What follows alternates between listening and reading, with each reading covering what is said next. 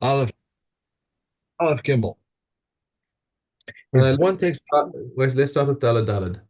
that's, I'm sorry, Donald, you're right, 100%. I checked right there. One may drink over the press either with warm or cold and be exempt. So says Rav Meir. Rav Eliezer, Rav Zadok declares liable. Just come and say with warm he is liable, with cold he is exempt. Excuse me. If one husks hot barley, he may husk them one by one and eat. If he husks them or put them into his hand, he is liable.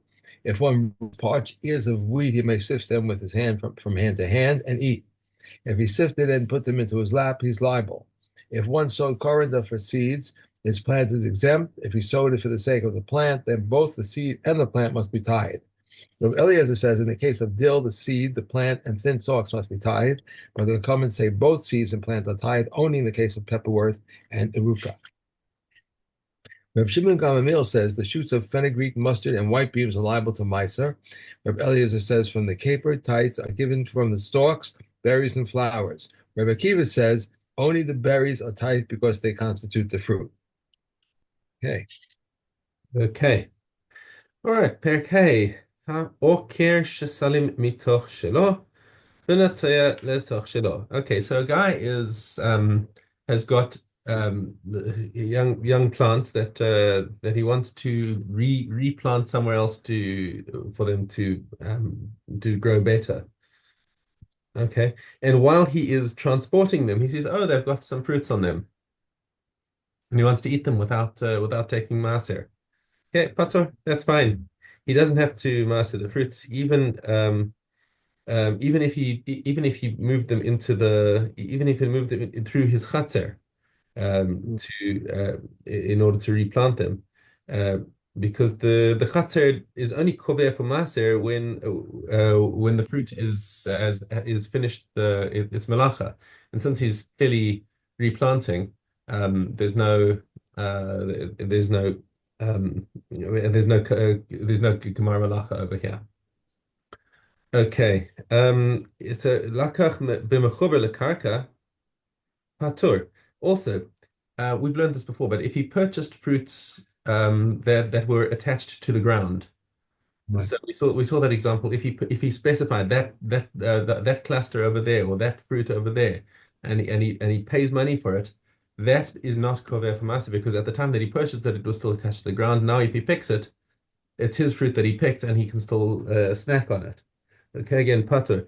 Lakat l'shloach lechavero patur. Also, if he plucked fruit in order to send to his friend, and he's still like packaging it, okay, even as he's making it into a gift, he still doesn't have to take Maasros off it if he feels like snacking on it. And even Rabbi Yehuda, who says above that somebody who is picking for a basket to send to his friend should not eat from it until he masters it. Even in this Mishnah, he agrees with somebody who is who's uprooting shtilim, little trees. Since the malacha is not complete, even Rabbi Yehuda would agree that he's patur. Okay.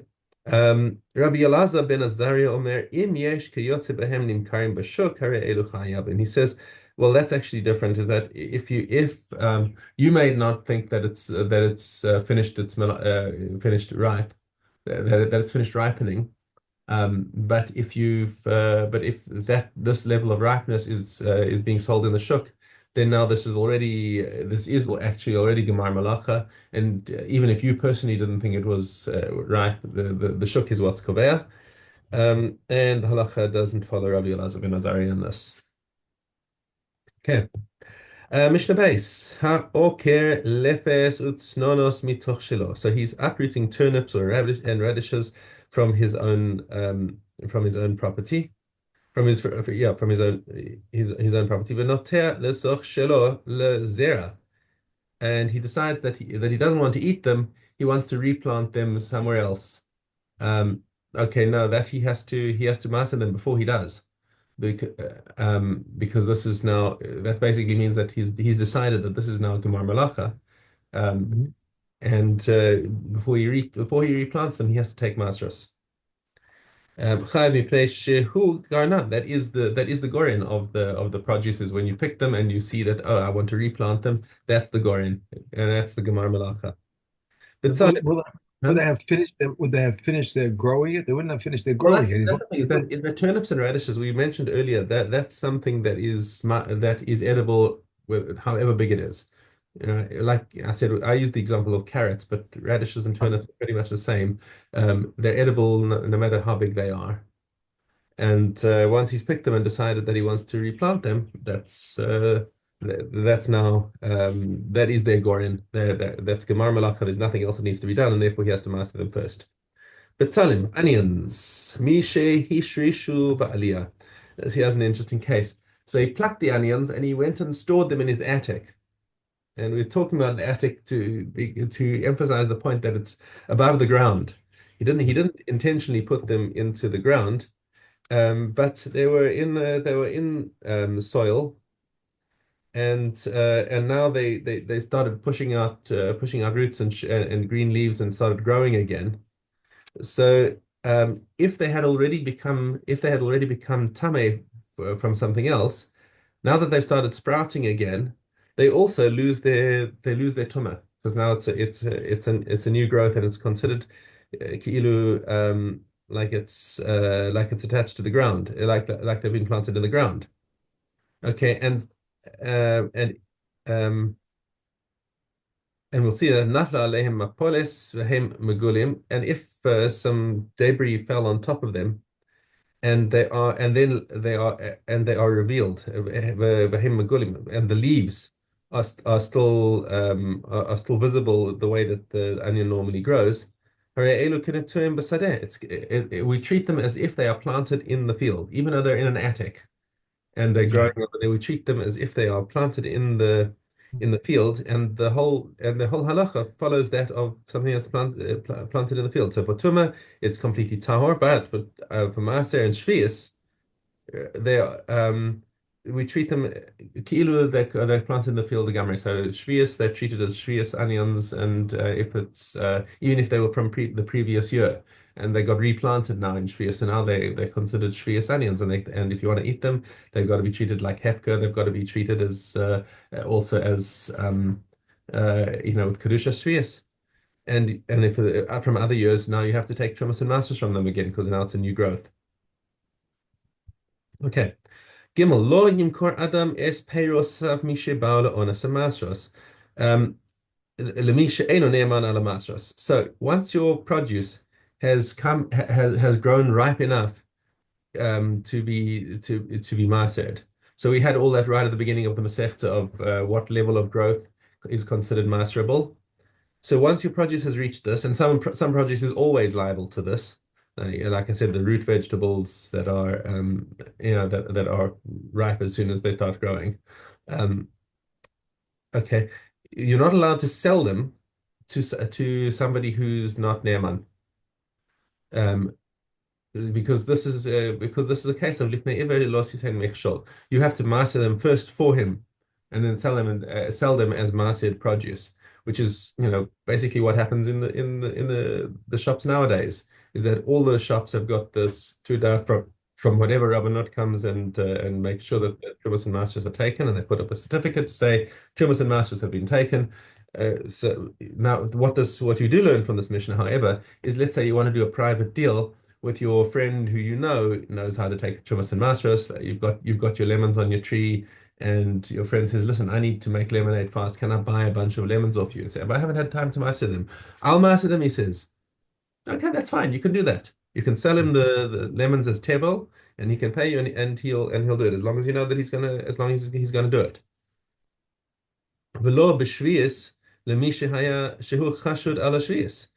And also, you cannot sell Shemitah produce to somebody who is suspected of not treating Shemitah produce properly. Now, how can you sell it in Shemitah?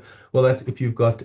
Remember, you're allowed to pick for yourself a Right. certain amount, and if you find that you've got left over, then you can sell the produce at just to cover the costs of your efforts, not the fruit itself.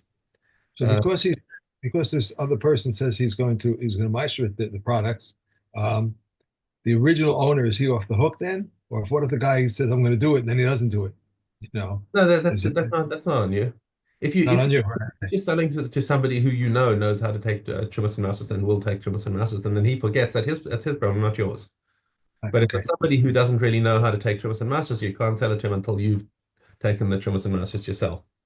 okay, Okay, and also, so we just to repeat, we with the Shvius produce, you cannot sell it to somebody who's suspected of not of maybe like wasting Shemitah produce, or maybe he might resell it to somebody at a higher price. So that's also not allowed in Shemitah. Ve'im bikru, and ve'im bikru, if part of the produce has reached Maasros and some of it has not. Noteris abakuros, um, you can take the produce that has already reached masterable, and pick them for yourself. So you take the ripe fruit for yourself and master it and eat it yourself, and the produce that hasn't yet ripened and hasn't reached the level of liability for master yet. Um, Notel is a bakoros mocher es and he can sell the ones that have not reached Maaser, which is interesting because ultimately they will. Like, let's say you're talking about a fruit that's going to ripen off the tree, or you right, can, or if he wants to sell it on the tree even. It's actually not clear to me if he's selling it on the tree, or if you're like taking a bunch of green tomatoes and selling them in the shuk, because the tomatoes will also ripen off right. the plant. So if you're selling a bunch of green tomatoes which are not yet edible and not yet liable to Maasros, that you can actually do even to people who are not trusted, because at this moment that you're selling it, it's not liable to Maaseh, and the gezerah of not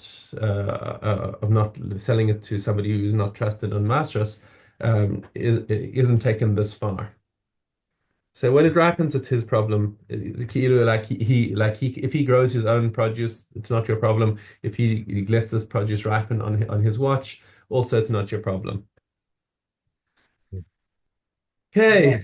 Right. Yeah. Extras, base olive. Yes. If one was passing through the street and said, "Take yourself some figs," they may eat and they are exempt. Therefore, if they brought them into their homes, they tithe them as definite. Take them and bring them into your houses. They may not eat of them a chance meal, and therefore, if they took them into their houses, they tithe only that as demai. If they were sitting in a doorway or a shop, and he said, "Take yourself some figs," they may eat and are exempt. But the owners of the doorway and of the shop are liable. Rabbi Yehuda exempts unless he turns away his face and changes the place where he was sitting. If one carries up produce from Galil to Judea or sends to Jerusalem, he may eat of it until he reaches his destination, and so too on his return. Meir says until he reaches the place where he will spend the Sabbath. Peddlers who will go around from town to town may eat until they reach the place where they intend to spend the night. And Yehuda says the first house is his house. Okay. Right.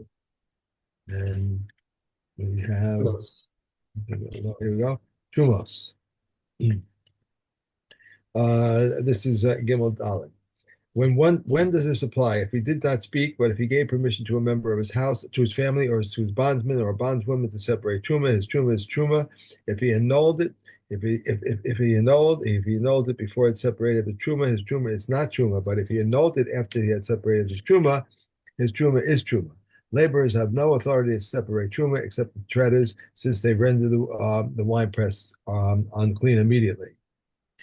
If one says the truma of this heap is within it and its meisters are within it, this truma meister is within it. Reb Shimon says he has designated, but the comments say he has not, unless he says in the north or in the south of it. Reb Eliezer Hisma says if one says the truma of the heap from it or is for it, he has designated it. And Reb Eliezer ben Yaakov says if one says the tenth of this meister is truma meister for it, he has designated it. And if you want to separate Truma before Bekorim, Meiser Rishon before Truma, or Meiser Shenim before Meiser Rishon, though he transgressed the prohibition, what he did is done, and since it is stated, you shall not delay to offer the abundance of your fruits or of your fruit liqueurs. Okay. on to pay. Hey, we have hey, hey. If a person exchanges with the poor, that of his is exempt, and that of the poor is liable. If two receive the field for share of cropping, the one gives the other his share of Maisa Ani, and this one gives the other his share of Maisa Ani. If a person receives a field to reap, he must not take Leka, Chikakah, Peah, or Maisa Ani. Rabbi Yehuda said, when he received from him for a half, a third, or a quarter. But if he said to him, 1/3 of what you reap is yours, he is permitted to take Leka, Chikakah, and Peah, but not Maisa Ani. If a person sells his field, the seller is permitted but the purchaser is forbidden. A person may not hire workers on condition that his son will gather after him.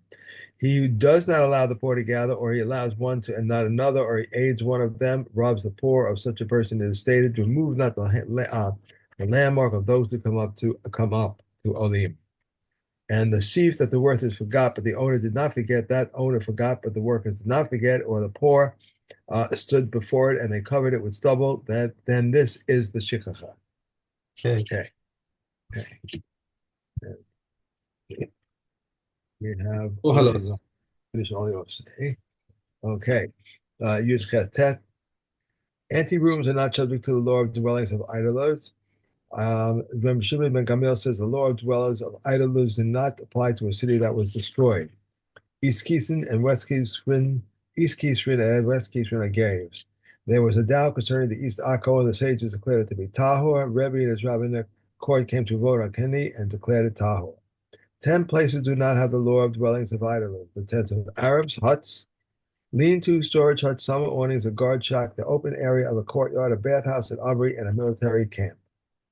100 Maseches Ohalos and one from the Goim. Well, appearances of Nagayim are two that are four.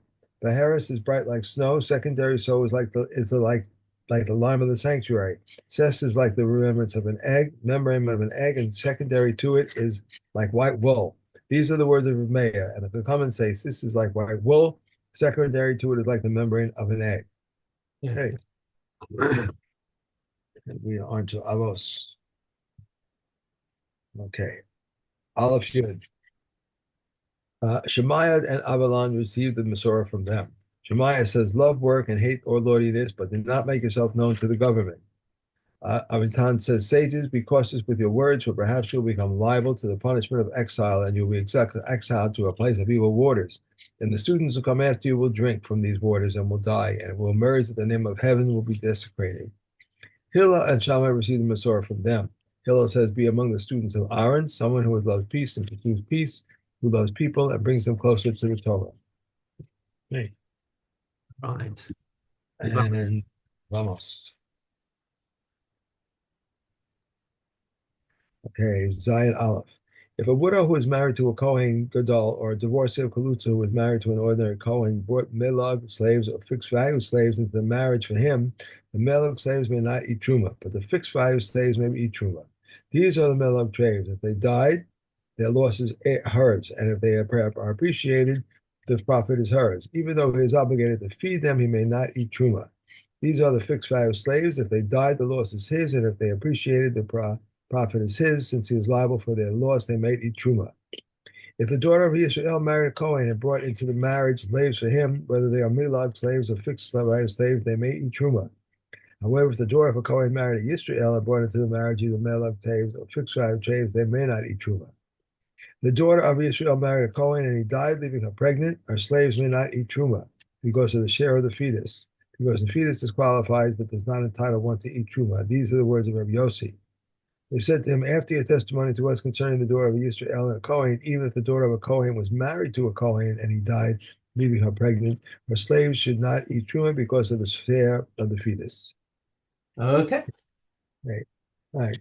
So we're going to finish this. I'll be finished with this when by you.